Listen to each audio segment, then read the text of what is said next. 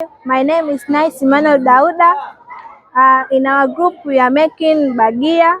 As you see here, we have some ingredients to use to mix them and then we cook. The ingredients which are used here is onion, garlic, oil, green pepper, baking powder, and dengu flour.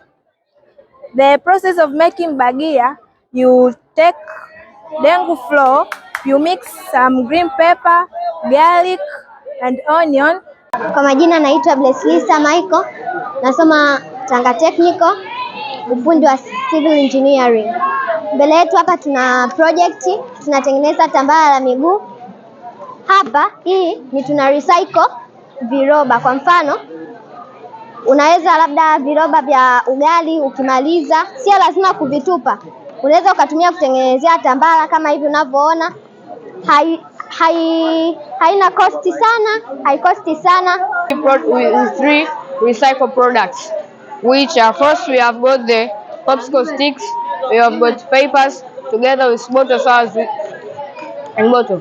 So the products that we have come with, according to what we have, first for the papers we're gonna make decoration flowers, as example as this, as it's going on process.